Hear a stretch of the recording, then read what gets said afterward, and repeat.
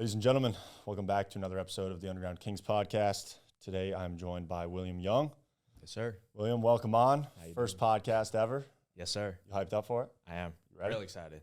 Yeah. Oh, yeah. A little bit anxious, but I am excited. Well, that's a good thing. Yeah. That's a good thing, dude. Absolutely. Do me a favor, man. I mean, this is our first time meeting today. Yeah. Give me some surface level on who you are, what it is that you're doing. You said you're an online fitness coach, so give me a little insight into your world. Yeah, so like Colden said, my name is William Young, 25 years old. I've been in the online fitness business for about a year now, the Fitness Project. I am the youngest of five, two sisters, two brothers. Pretty much, born in Canton, Ohio. Grew up around, I was about 5 years old. Grew up in that small town. And then at 5, my parents moved down to Myrtle Beach, South Carolina. My father was in the hotel resort business, so he was all around, the country up and down the East Coast. And he pretty much found Myrtle Beach here. And ever since then, I grew up through the school system. And from there, I'm kind of, going around a little bit, but through my younger years, just played a lot of sports. I was very fortunate to have a 2-parent household, very stable environment, very stable. Weirdly enough, everything around me, it wasn't stable, though. That's kind of who I became the man today because I was a watcher. I would see what was going on around me, good or bad. But growing up in a 2-parent household, I'll be honest, a lot of people with their success story, there's always a lower class. I'll be completely transparent. I would say that 0 to 10, we were about middle class. And then probably about that middle school to high school, we grew up in the upper middle class. So I've seen what success looks like from a lot of connections through my father. And my mom, once my father got to a point where he was working extremely hard, my mom actually quit her job and became, full-time in the home.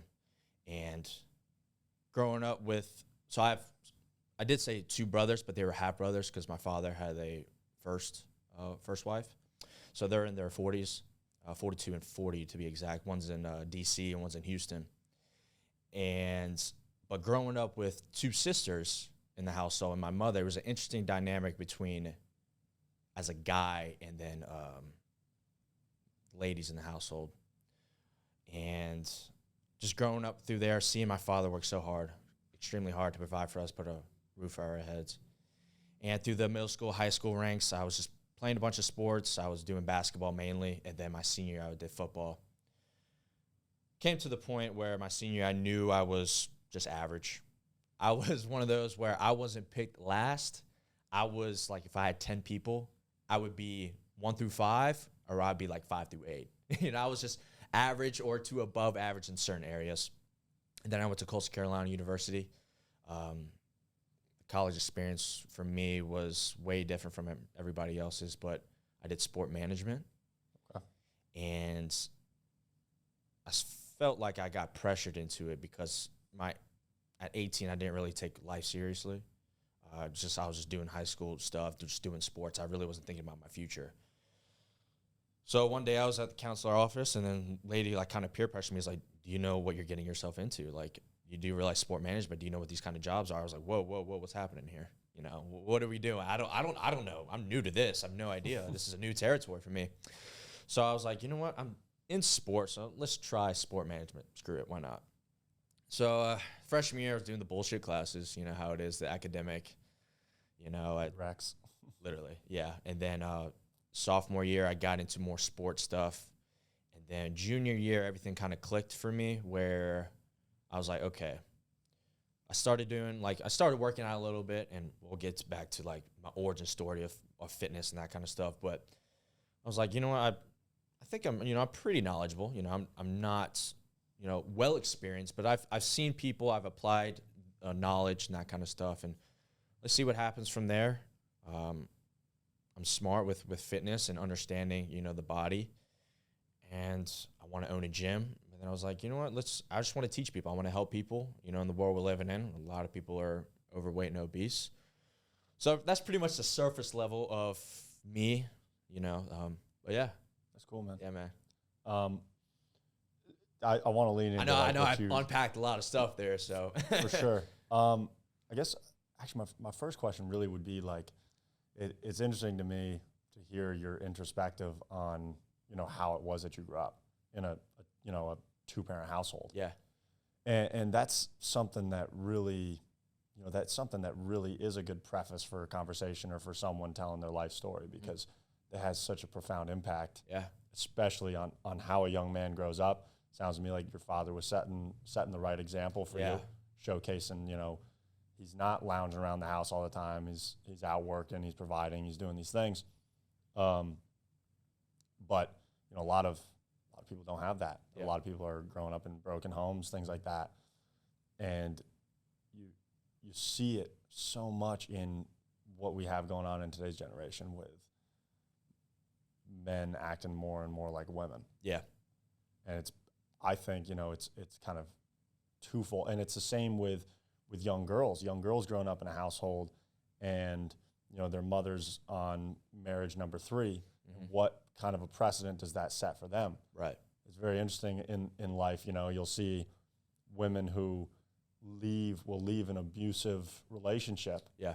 And they go right into another one. Right. Because there's almost this subconscious thing going on about the example that was set for them by a mother figure. So that's very intriguing. And then you also mentioned, what's going on in this world with obesity, things like that. And there's a lot going on here. I have an inclination that there's definitely something in the food. Seed oils, I think, is a very heavy and commonly talked about topic. I know I've seen some of your video content around nutrition and things like that. Yeah. So I really want to lean into that, because my thing is always like, you see people that aren't living an active lifestyle and you're like, no shit, they're overweight. Right. Where my mind really starts to get bent and turned around living here in Myrtle Beach is going to the beach and seeing flocks of children, ages 5 to 10, that are immensely overweight. Like we're not talking some small margin. Yeah. So what are your thoughts on what's going on there? Because when we're starting to see it in the youth at that young of an age, like sure you can say, it's they're sitting at home and they're playing Xbox all day. Yeah. But I feel like there's got to be something more so at play in what they're eating. A lot of times it's the lifestyle or in the environment they grew up in, where, like before, I was fortunate where while my father worked, my mom was the one who guided me to, like, she would take me to sports stuff, but I was interested in it too. But a lot of times, because it's two parents have to work, a lot of times you're in the school system where you're sitting all day, 8 hours a day. The lunch food is shit, but you got to get by, and you just go back home. And it's a hamster wheel constantly, all day, every day. There might be chaos in the household where that chaos can resort to emotions to eating. We're all emotional creatures at the end of the day. It's just what's the threshold of emotions, right? There's people in prison, jail, because they were emotional in the moment. And then there's people who may be stoic, but certain times where there might be someone passes away, then they're emotional. There's versions of it, right?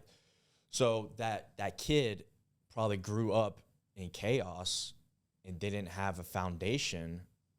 So they may resort to, obviously, the technology, that's a given, but the relationship with food, how you feel about the food, fast food or desserts, and make you feel good in the moment, right? So I think that's a factor, is the environment. It's the lifestyle that you're growing up in, right? And I hear a lot, like with other videos and stuff like that, where your parents weren't there. And my argument was, a lot of times it's a choice you have to make as well. Even though I was extremely fortunate enough, it's just not my fault. My father and my mother decided to be as successful as they possibly could, but it was my choice not to choose these particular foods. I was a scrawny kid. I wasn't the fat kid. I chose to go outside. I chose to do these things. There has to be some sort of personal accountability aspect to it.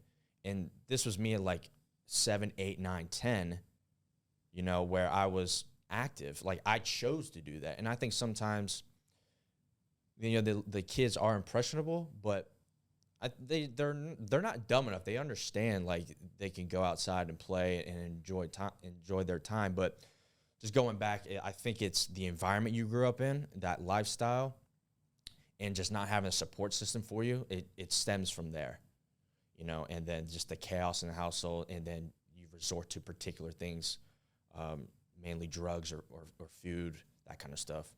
Gotcha. Sure, yeah. You're right. Really, it's more like of a dopamine conversation. Yeah, it's easy to say, well, go exercise or go move. Well, it's like there needs to be empathetic aspect to it, where it's like, well, these individuals just don't have the capability at that moment. You know, that's probably the reasons why. That it's tough times we're living in. But I think once you get old enough, but technology is a good thing where you could look, if you're actually interested, you could look up these things. You could try to find friends at school, you know, that kind of, like, you just have the ability to communicate. Some of them don't, but like we said before, it's one of those things where the world's just not going to feel sorry for you if you're, you know, if you're obese or fat. Maybe it's like me, I'm trying to help you. Yeah, I want to understand your story, but nobody else is really going to care, you know, your situation. It's just the reality of it. But like I said, it just stems down to the environment you grew up in, you know. Social media makes things tricky too. You know, it gives this false reality of, okay, I can post my sob story on social media and I get 500 likes and I'm thinking 500 people give a shit. Yeah. You know, but in all actuality, in everyday life, it can be overwhelming to think about it. And probably like the beginning, this is probably during the foundation phase of anyone's personal development journey, is starting to, you know, reflect on yourself. You're looking to, like, you know, show me your friends, I'll show you your future. Like, you're looking at your friends, you're looking at the people you're spending time with, the activities you're spending time doing. You're looking at yourself physically, mentally, just doing a prior assessment so you can pick a direction with your personal development. I think something during that phase that occurs is you kind of have to, when it comes to the friends component and it comes to you actually embarking on this journey, you kind of have to accept how little this world and how little people really care. Like, you think, I don't know about you, but I know when I started posting videos online, it was not something that was comfortable for me at all. But once I made up my mind that I was going to do it, I had already accepted that most people actually just don't give a shit. Right. Because then when the negative feedback comes or the jokes from your buddies, it holds no weight against you because you've already accepted that nobody gives a shit. Nobody gives a shit, but it's a projection of their own insecurities, their own failures. You know, the way I dress, the way I do video, I get more people watching on my stories rather than the likes. People are watching. People are watching what you do. You know, they may not like it. Same for you, same for me. I'm watching other people, see what they're doing. But it's just a projection. I don't really, because I know the work I put in and displaying that work, the people who say that shit, fuck them. Amen. Literally, fuck them. Seriously. Like, it's just, you're insecure. You're just projecting your failures. Right. And it'll get to the point where, I was thinking of this, it's like, you got to get to a point where you're tired of being tired. You're tired of being tired. That happened to me. I was tired of, at 18, I was tired of being average, physically average, skinny, scrawny. But I had people in place, luckily, that they were working on themselves. They were also athletes. I've been very fortunate enough to be friends with D1 baseball athletes. They were working out hard.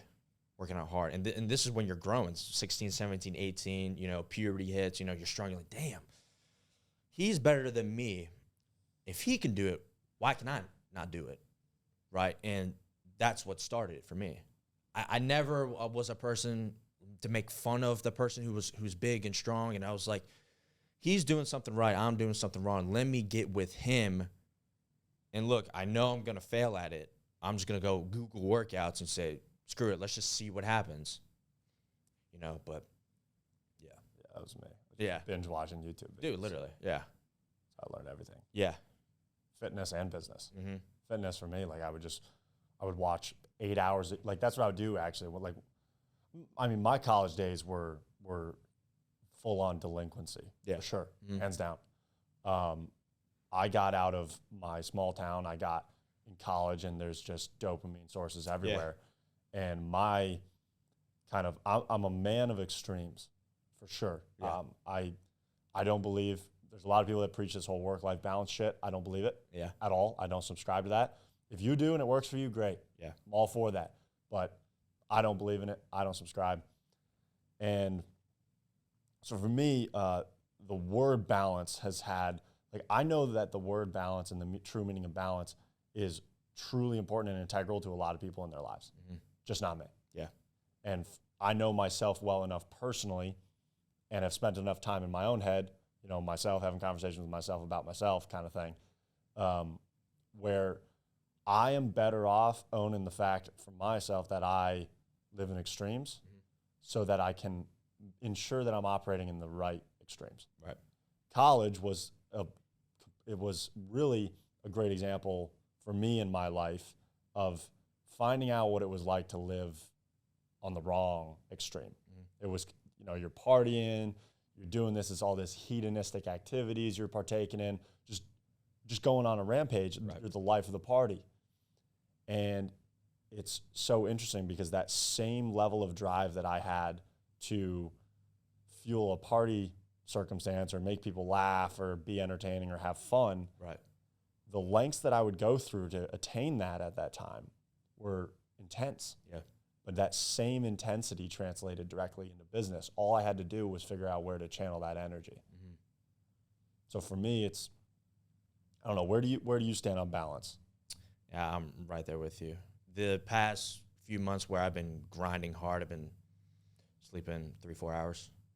Yep. I would go to bed at 10, 11, wake up at 3:30, 4 o'clock in the morning to go to work about 10 to 12 hours depending, go home, do fitness stuff, and then do marketing, volume marketing every day. My balance is going in the gym, going hard. That's my balance. Yeah, but that's still work. I think the balance thing is interesting because I think the people that say balance, it's their version of escaping their world. It's a cop-out. It's escaping their world.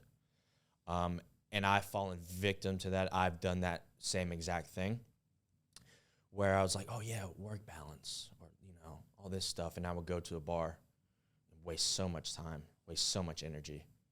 And then it got to a point where we go back to, I'm tired of being tired. I'm tired of this, just like this, my incompetent things in certain areas of my life. I need to go back to what got me to this point, which was working extremely hard, you know, all the distractions. Like in my college, like I stayed home. Like I was one of those where I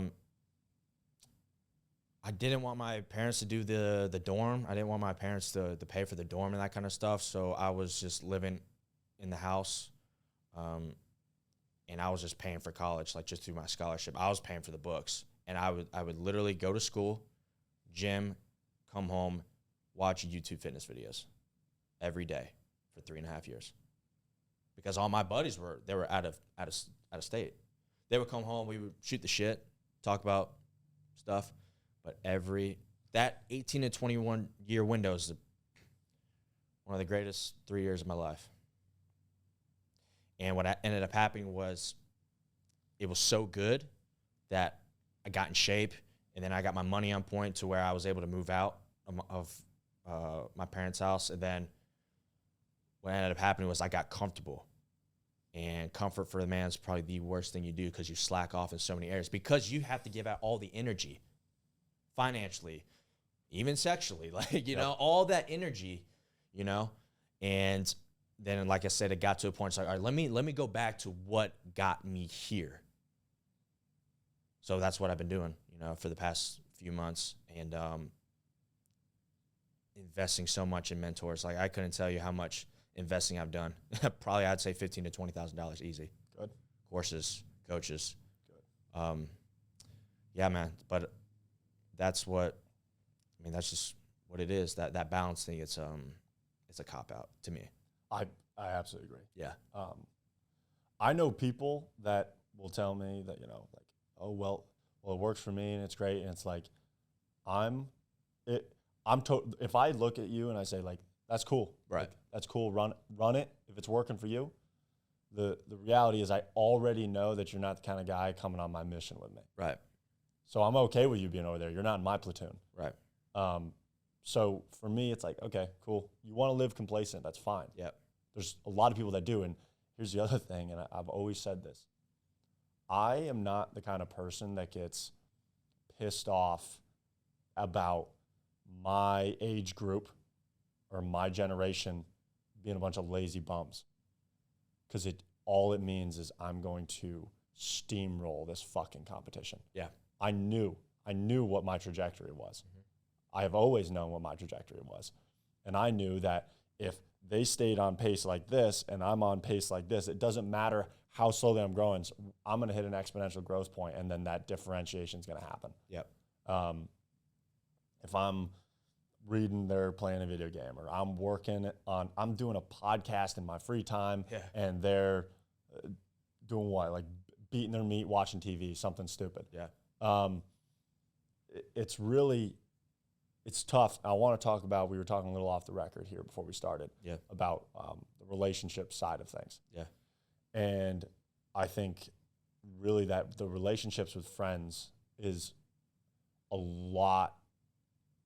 it's a lot tougher at the start than I think a lot of these motivational speakers make it out to be. Yeah. It's like, oh, you know, you gotta cut them off. You're gonna lose friends. You're gonna lose this. Everybody pictures it in like the movie frame type image of like, I'm gonna enter. I see kids online now, like I'm gonna enter my villain arc or some shit. Yeah. And like it's kind of cheesy. They cut everybody out and all this whatever and go dark. Right. And I kind of understand what they're getting at, but it's so not actually like that. The reality is you'll naturally and just slowly progress into outgrowing them. And a lot more, I remember many more occasions where it came down to ultimatums. It was like, hey dude, I'm doing this thing, like you should push yourself to do that thing that you like and do this thing. You don't have to do what I'm doing, but you should be pushing yourself. Mm-hmm. And they get to make that decision. Right. They either do it or they don't. And they'll wonder why they're not sitting at the same table as you 10 years from now. Mm-hmm. And that's okay. Like, it's okay. And I'll be the first one to say, like, if they come over and, want to say hi or they want to hang out or do this thing and, the environment is acclimated for that, sure. I'm not one of those guys that's like, oh, I got this grudge. I don't have time to hold grudges against people that don't mean shit. Right. People that don't hold weight in my life. I got no time for that. Yeah. All it does is take up headspace, and I got none left to give. Yeah. Thinking about a lot of stuff anyways, your business, everything. Yeah.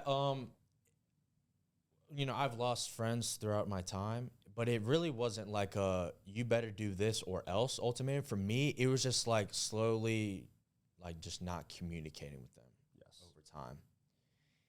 And a lot of it was to the dopamine that we were just talking about. When I was growing up, it just really wasn't my thing. Now, I'll be honest, I've tried it, but I was like, okay, it's just like, okay, cool, it's an experience. I've tried it, sure.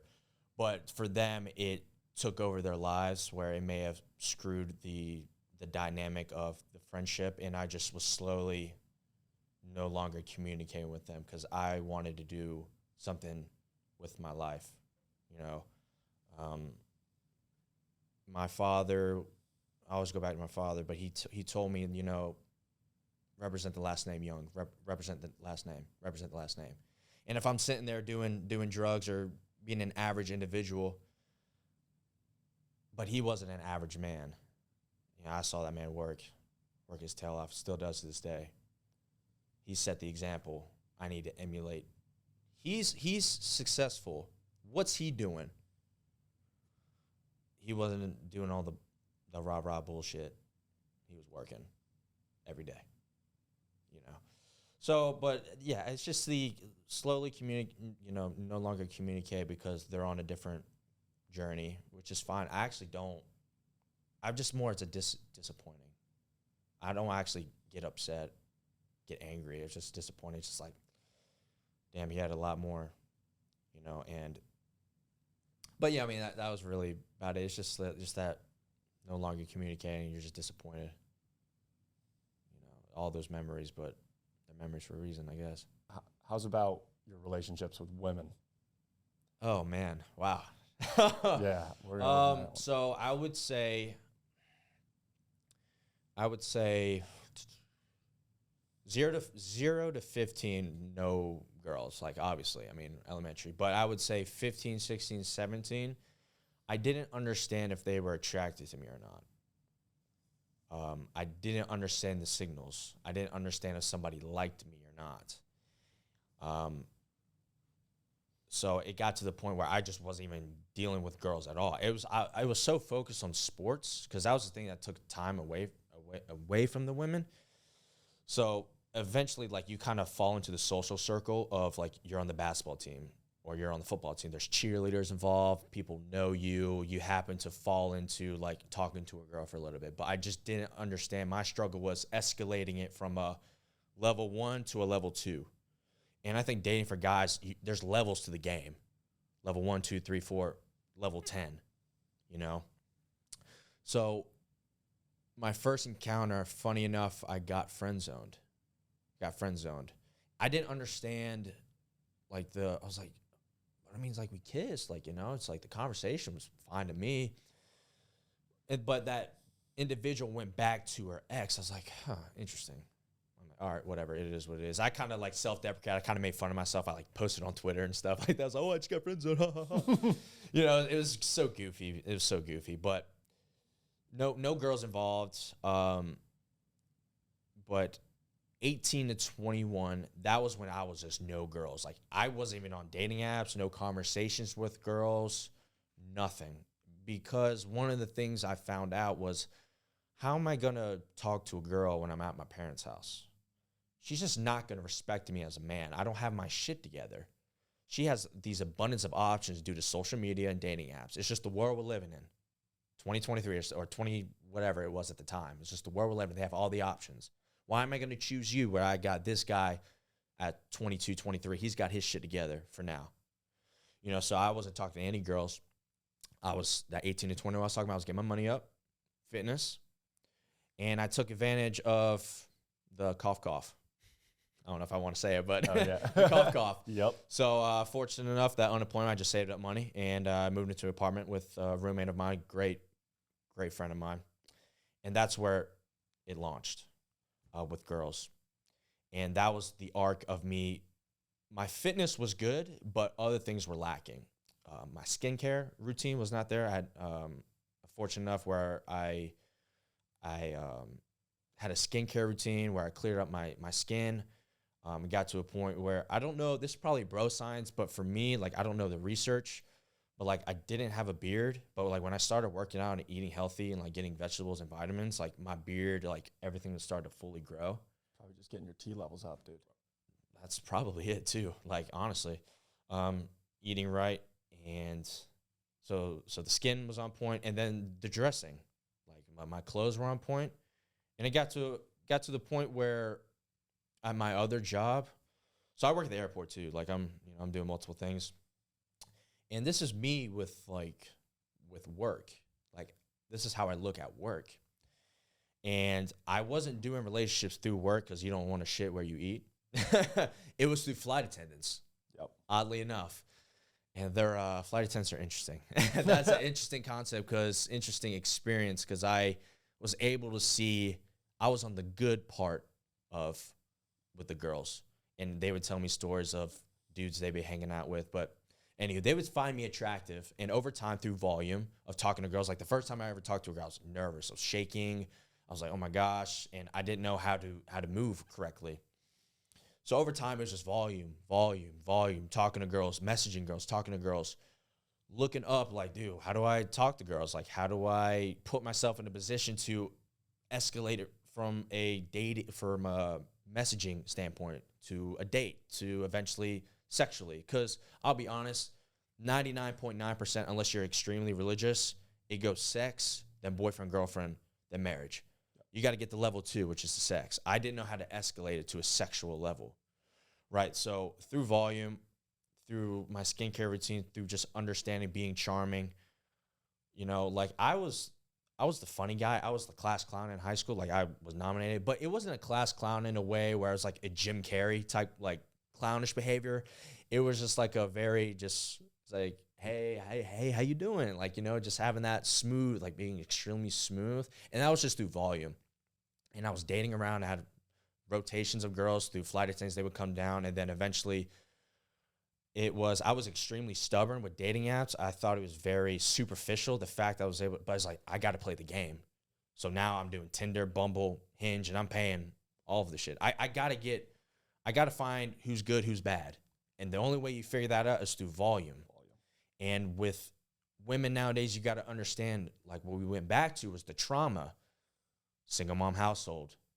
Due to that single mom, she's working. You're by yourself. There's dudes in and out of the household with the single mom. You get to see the dark side of, you know, those relationships. How was the guy in the household? You know, the daughters are seeing that. And I was able to see, you know, in Instagram too, there's so many options and like how they display themselves on Instagram. I mean, I was able to see that through the flight attendants, through Tinder, through Bumble, through Hinge, when we would message each other on Instagram. Okay, so let's see what this girl looks like. How does she portray herself? Oh, she's in a bathing suit. All right, I already know what time it is. I understood that through volume of girls. And people, funny enough, like I don't call myself a bachelor or player. The people around me through work or through people I'm with, they say I'm the player because how I carry myself through skincare routine, fitness, and how I dress up. It all starts with self-improvement. All starts with fitness, really. You get respect through fitness. I've gotten so much respect the way I look because of, you know, how I take care of myself. It's a byproduct. It's discipline. Well, it starts with the motivation, but then motivation is a dopamine hit. It only works for a week or two. Then discipline. Discipline all is do you not want to do it, but you end up doing it. That's what discipline is, if I had to short form it. Precisely. And it's consistency over a period of time. And then eventually you get to a point where you went from fat to rip and you have abs. And then that was step 1. Skincare routine. Step 2. Step 3 was, you know, the clothes. And people make fun of me with the clothes because it's tight, it's skinny. I believe it's fitted. But the girls like it. I get attention. Yep. Girls walk up to me. You know, you're like, I don't boast myself much, but you know you're an attractive guy when the girls are telling you, damn, you look good. Girls don't do that because they're the ones on the receiving end. We have to do, like we said before, the energy. We have to give out the energy through cold approach, social circle, DMing, sliding in the DMs, swiping. But when the girl's telling you that, oh, it's a different, you know you're doing something correct, but you don't stop there. You keep going. Don't get comfortable. Because again, right. The girl with all the options, she's going to find somebody else who's going to keep going, who's not going to get comfortable. You know, you mentioned options. I am so big on having options. Yeah. I think that as a man, it's you have to build the man worthy of options. Yep. Of attracting what it is that you want. Mm-hmm. And it's interesting. I think that the higher value women will cold approach the men. Yeah. Because they are selecting in that moment. Now, are they cold approached all the time by men? They got men, you know, talking to them, this, that, and the other thing, but they will cold approach the right men. Yeah. And it's kind of a fun fact. I have cold approached.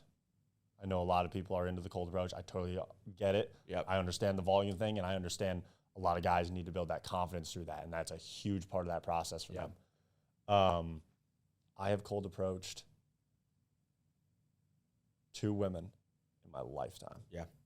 It just never was something for me, and it's funny the way you describe your process from 15 to 18 of almost like you didn't know when a girl was like kind of hitting on you kind of thing, or like, oh, I'm supposed to like be pushing this in a direction or compartmentalizing this. Yeah. I almost still have a level of that. Yeah. It's interesting for me. I'll have more buddies in my friend group pointing out a female that has a blatant attraction to me in public or in a public setting because I'm oblivious to it. Yeah. I don't notice it, but it plays to my favor every time. It's more like, they want the guy that's confident in himself, and he's out to have a good time regardless. Yeah. He's not there with his buddies so that he has a chance to approach you. He's going to have fun either way. Right. And he's looking to maybe like attract what he wants to attract. I also think your steps that you laid out for your personal development journey, hands down, that is the framework that I would preach to any young man. You not pursuing a woman until you had built a man worthy of the woman that you knew you wanted to be worthy of. Right. I mean, hat is off to you on that, because to identify that at that young age, I appreciate that, man. That's a very intelligent thing. And then the way that you I have a feeling you watched a lot of personal development YouTube and read some books. Yeah. Do you know I read Hamza? books. I'm a YouTube guy. Yeah, I don't really read books like that, unfortunately. Have you ever seen Hamza on YouTube? Yeah. Dude, Those like guys. to a T. Like the framework you're breaking down sounds exactly like that. And I tell guys, it's like you got to cut it all out, because whatever girl you're going to attract right now isn't the one that you are about to build the man that's going to be worthy of. Right. You're going to attract the lower hanging fruit. Right. So just don't waste your fucking time. Mm-hmm. Get in the gym, work on your physicality. Yep.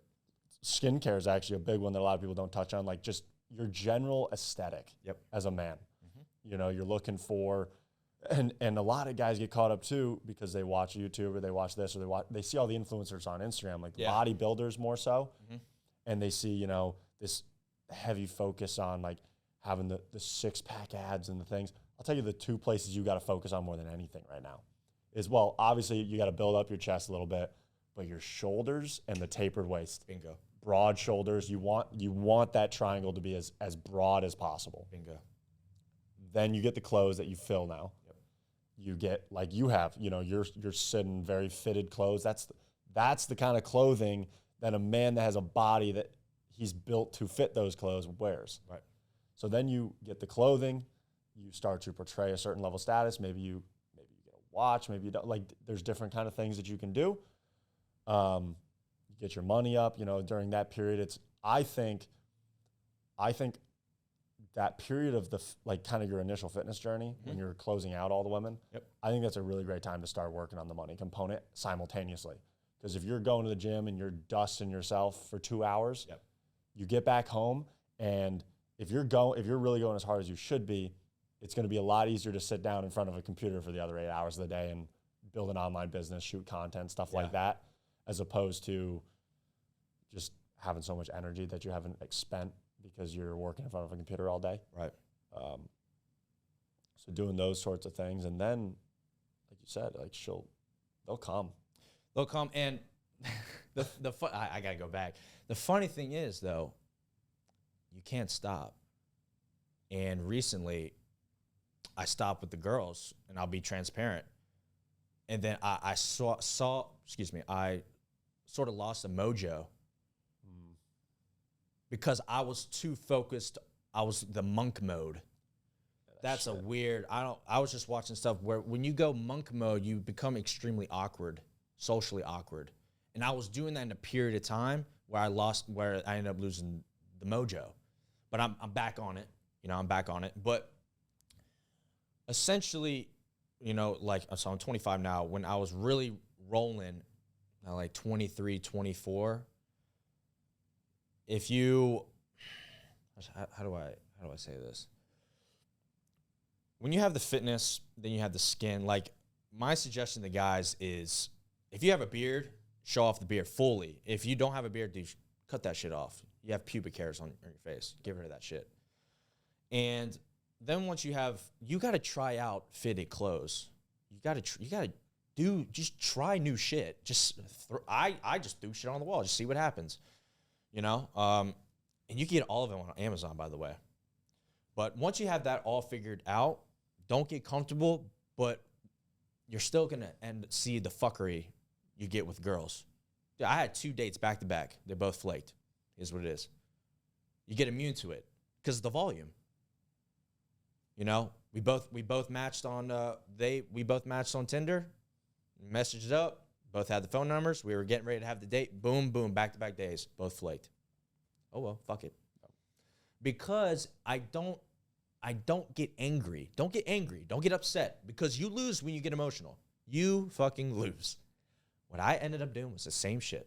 I went to work, gym, online fitness, content, rinse and repeat. That night, I did some exercise videos, did some custom workout videos, just teaching to a client of mine because she couldn't do a particular exercise. So I literally, that night when that girl flaked, I went to my apartment building, did an exercise video to show her an alternative exercise. And then, I haven't thought of them since, obviously, besides now.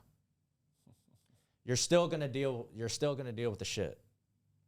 It's not the 1960s anymore, guys. It's not the 1960s. It's not the white picket fence. You're able to survive off $30,000 a year, $20,000 a year back in the day, and a man can fully support you. Now, with women allowed to work, they don't need you anymore. They just want you.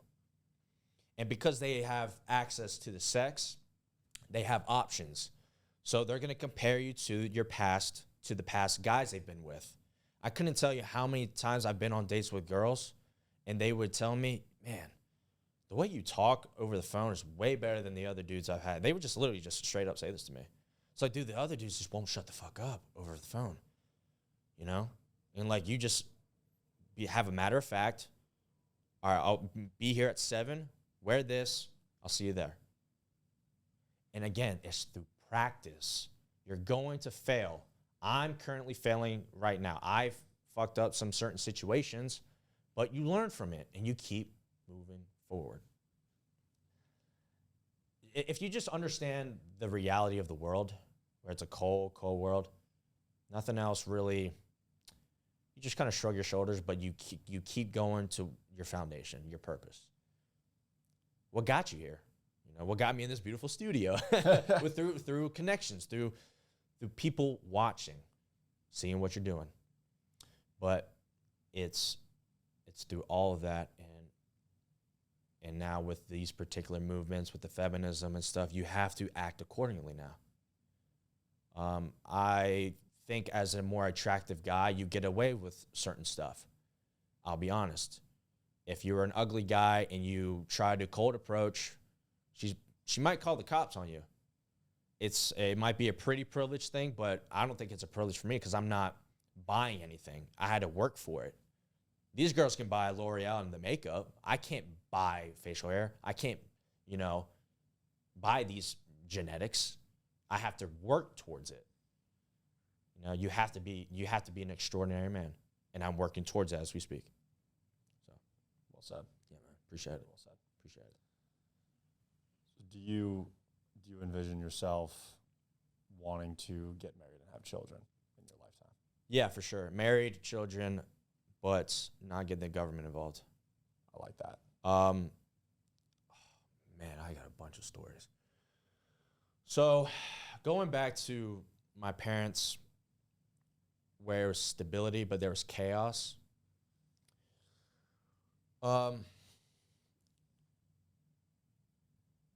Around me, sorry, not chaos, but around me, people are going the traditional route with marriage and the wedding, and getting the government involved, I just seem the only one looking through a different lens of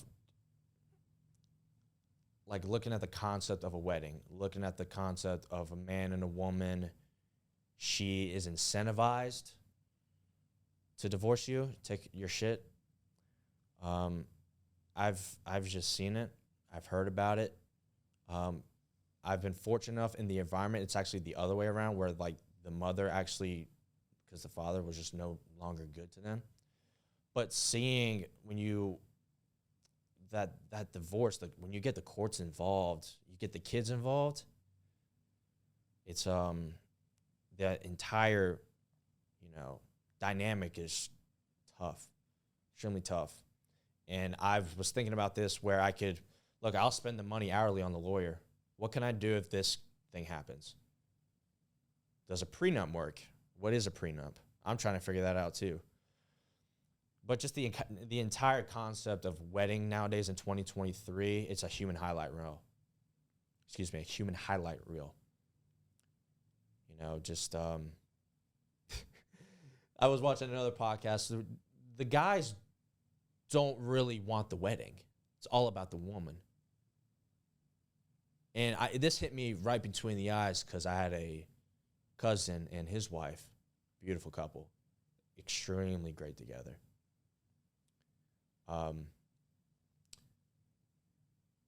What was like, a coworker of mine was saying, like, like I was doing something with my face, and she was like, "Is that okay with the bride?" I was like, "What do you mean? Like, the groomsman's my cousin. Like, what do you mean?" I was like, "You do realize like the bride makes all the decisions." And then it hit me, and then I was go to some of these weddings. I'm like, "Oh shit, okay, yeah, maybe the groomsman gets like immediate family and other family, but majority of them, it's all through the woman."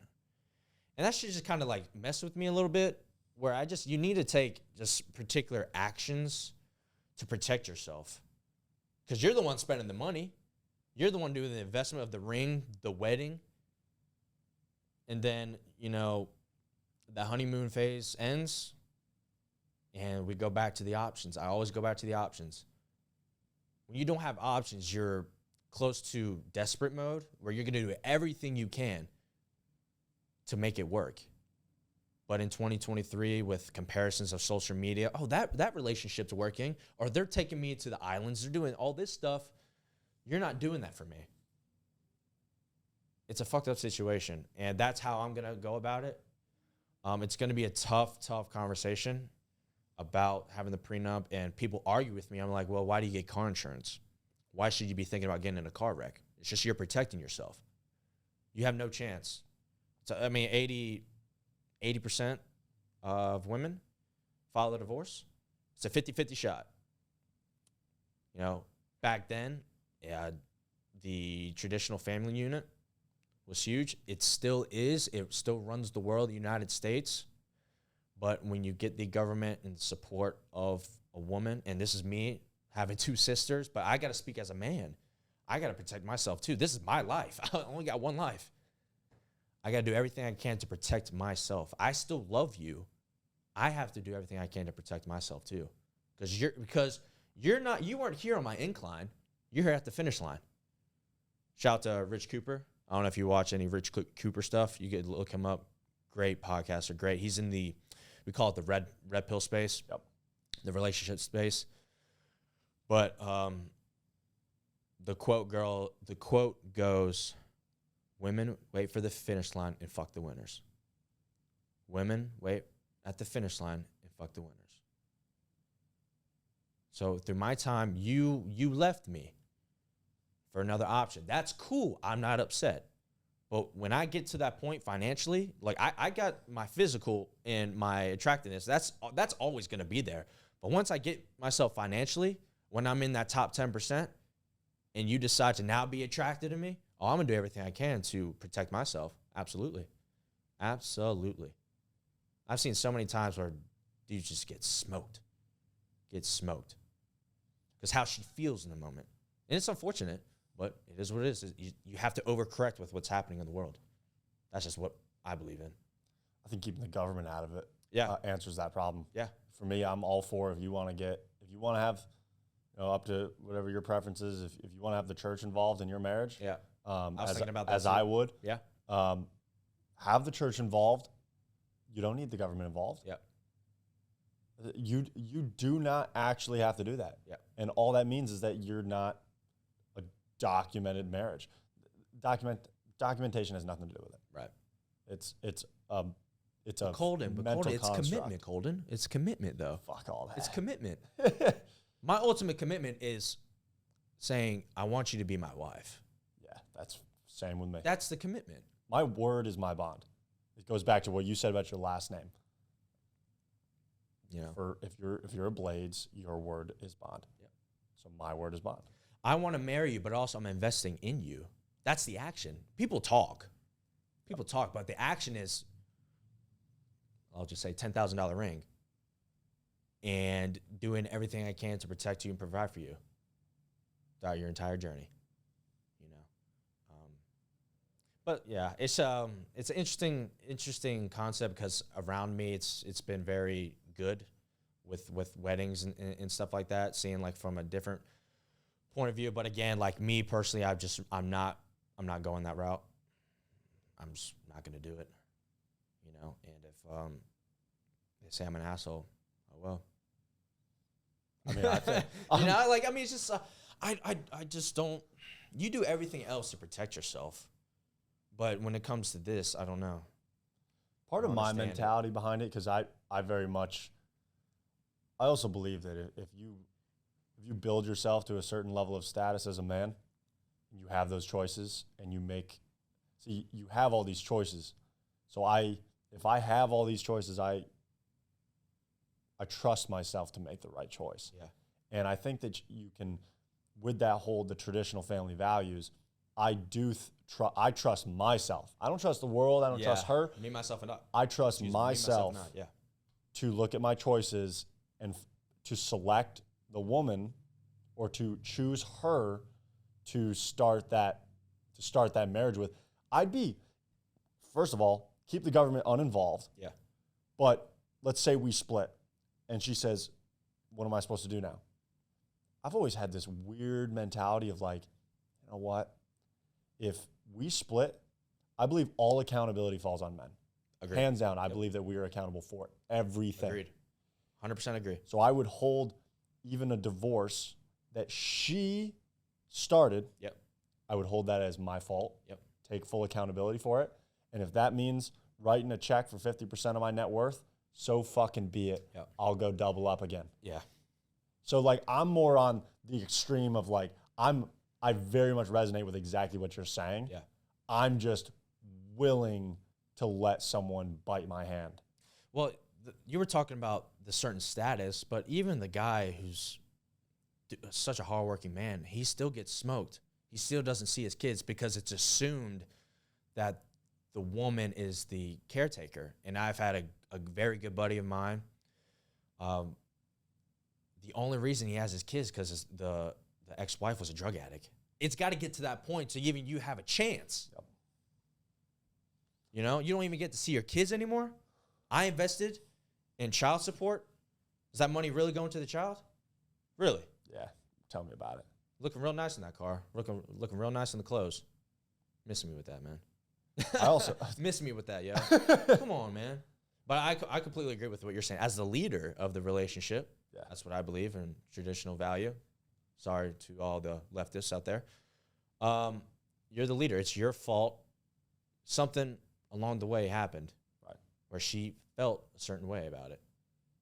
And sometimes I do like an extreme scenario, like a hypothetical. If I was this guy, would she still leave me? I mean, I don't know. Maybe, maybe not. Likelihood, maybe not. Would she cheat on me, get rid of me? Maybe, maybe not. I don't know. But again, some of these high status guys are still getting smoked. You're right. I think they are. But I think it comes down to with those high status men, with guys like Dr. Dre example, or even like someone like a Zion Williamson, who got a stripper pregnant. It's because they never went through the struggle of females. Because they were 6'6", at 16 years old, 280, vertical jump, girls were always flocked. So they never understood the struggle of understanding women, understanding their true nature. You know, they resort to pure status to get with the girls. And because girls are so good with guys, because of their options, that porn star / stripper took that dude to the cleaners. They're making thousands and thousands off the dude. It's an illusion that they're getting sex, but they're using him for money. That's just an analogy with the crypto guys. They're 18, 19 years old, driving Ferraris, haven't seen anything. It's a whole different level when you have the Ferrari, someone sitting on your car. What you going to do about it? You know? You got millions of dollars. You got all these girls now. Do they love you for your charisma, your charm, or just because you got money? Can you operate? Is she a gold digger? You know? Or is she someone who's genuinely interested in you? But you got it so easy. You don't get it. You don't understand it. If you picked yourself up before your personal development journey, like those are all great examples, but I feel like one of the most simple and basic examples of that is if you were to take the clothes you're wearing right now, yeah, and put them on your 14-year-old self, yeah, and have walked through that door, the level of respect and regard I would have held you at a first impression basis probably would have been different than what it was today. Yeah.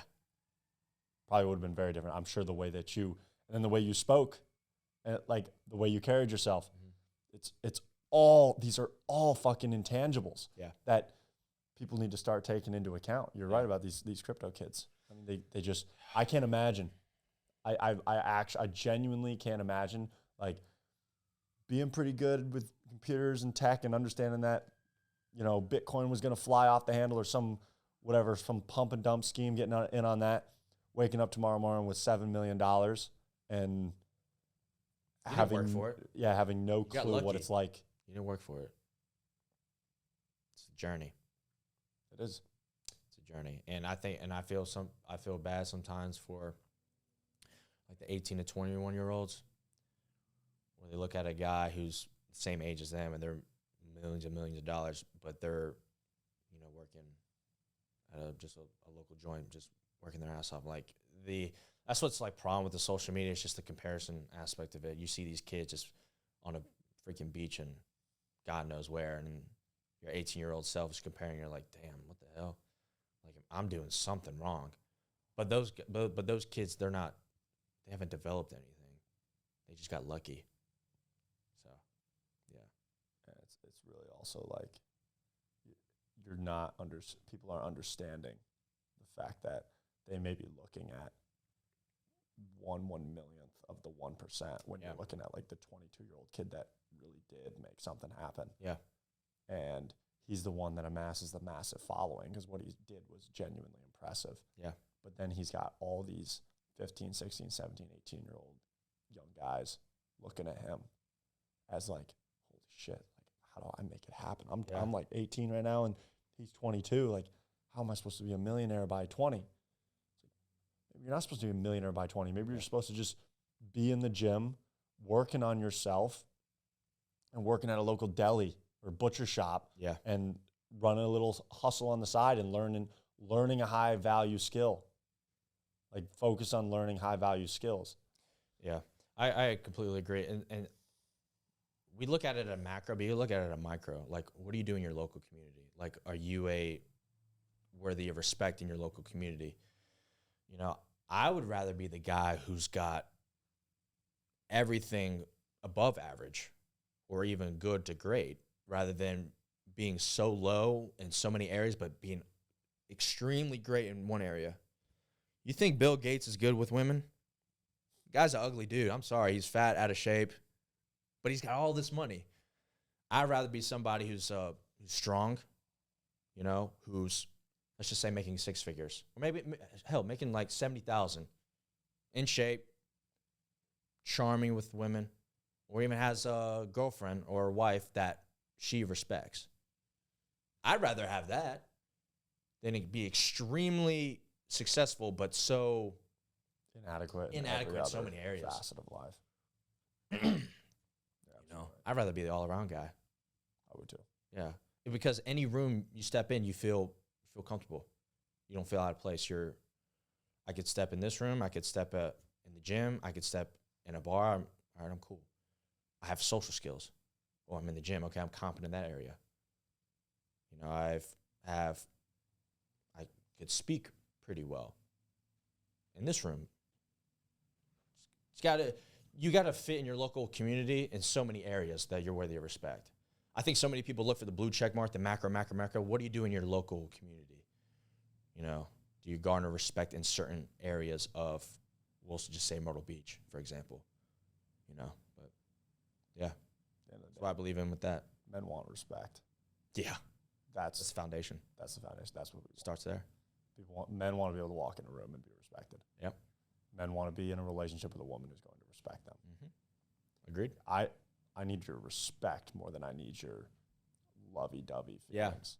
I need your respect more than I need to feel that you're emotionally attached to me. I need respect from my children. I need to know that my son is emulating my behaviors, Right. because he respects me. Yeah. I need people that work for me to respect me. I need my clients that pay my way to respect me. That's what it all boils down to for me is are you, start asking yourself, am I worthy of respect? Yep. And there's going to be times in your life when, if you genuinely ask yourself that question, you may be, okay, I'm worthy of respect to my peers, but am I worthy of respect to my woman? Yep. No, maybe not.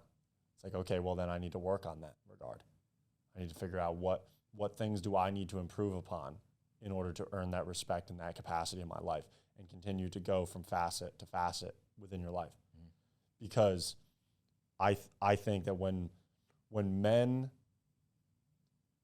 don't feel like they are respected by society, by people, by girlfriends, wives, whatever it may be, that's how you lose respect for yourself. Yeah.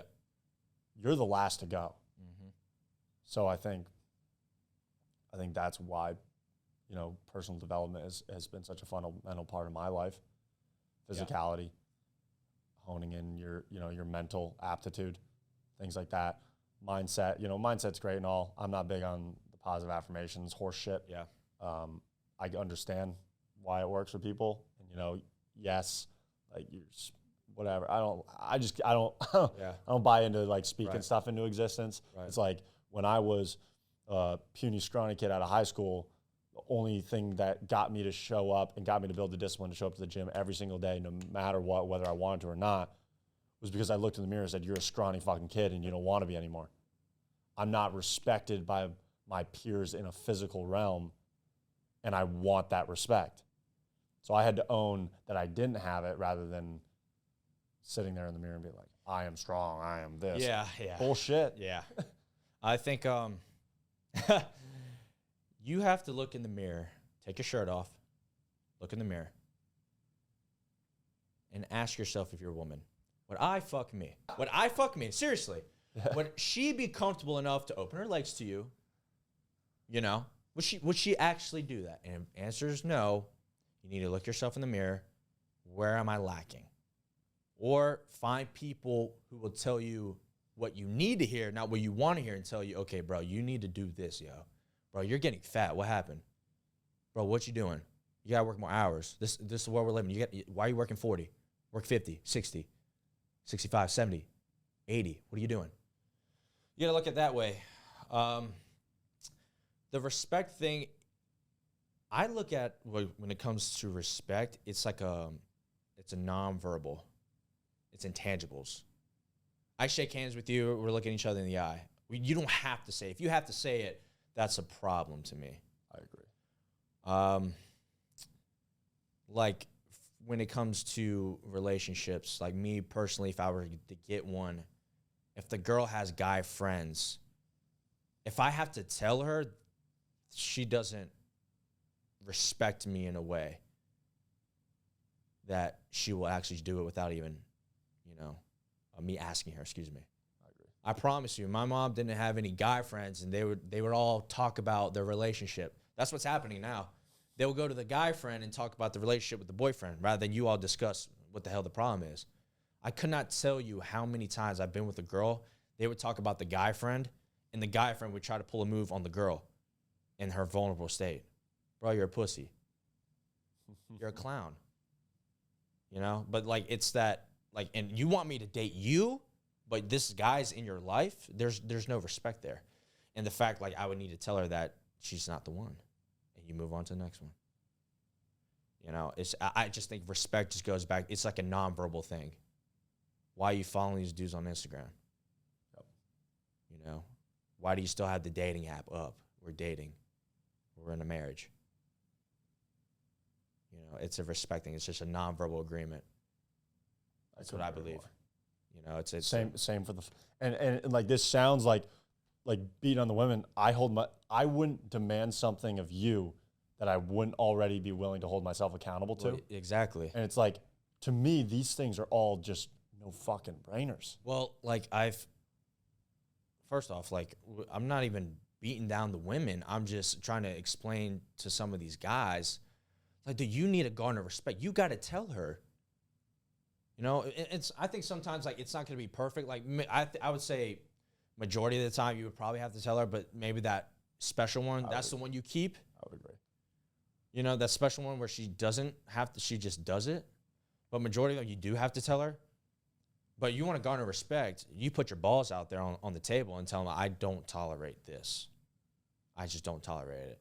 And she's going to tell you why, and you explain to her X, Y, Z, or 1 + 1 = 2. And you tell her, and she's not, if she believes having guys in her life is more important than being with you, you got to kick her to the curb. And what I struggled with when I was younger is the ability to walk away. It was the toughest thing. And sometimes it's still tough for me now. The ability to walk away with someone what I believed could have been a good one. But I had to walk away because certain principles I had. And that even with guy friends too. I would tell them, like, bro, like I would shit talk. I was like, bro, you're getting fat. Like, what the fuck you doing? Bro, I can help you out. I don't mind helping you. You just got to look and you be like, I need to change myself. And it's not even about the exercise. It's your relationship with everything. Do you love yourself? What's your relationship like outside of the gym? You know, so many factors that I'll hold the men, my guy friends, accountable. They'll hold themselves accountable, but I will tell you, like, bro, you are getting fat. What are you doing? Or I'll ask, like, hey, how's your fitness been? Oh, bro, it's been good. I'm still keeping the weight off. Good. And if you don't, I'll shit talk you. So, bro, what the fuck you doing? You skinny fuck or you fat fuck? You know, like. But you expect the same in return. Exactly. Correct. And you want the same in return. Dude, I have a great buddy of mine. We were roommates. I mean, we just moved out. He's going his separate ways. He had to do his own thing.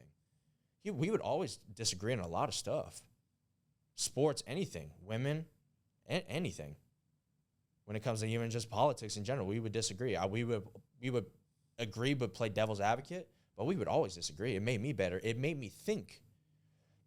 Why do I believe this? He's telling me a different belief. What's his perspective on that belief? Maybe I need to change my beliefs because what he's saying makes a lot more sense, and I'm willing to take accountability, and he's willing to put accountability on me, and now have a different perspective or a different belief. We're always constantly evolving. Trust me, if I'm 30, I might be talking way different because I'm just evolving. There's just no way we're just linear. We think the same thing the entire time. No, you just think differently. But you have to willing to have that disagreement. You know, that's what I believe in with the accountability in that aspect, and people willing to, dude, don't fucking bullshit me. I can tell with the bullshit, but tell me, what am I doing incorrect? So, yeah. Beautiful.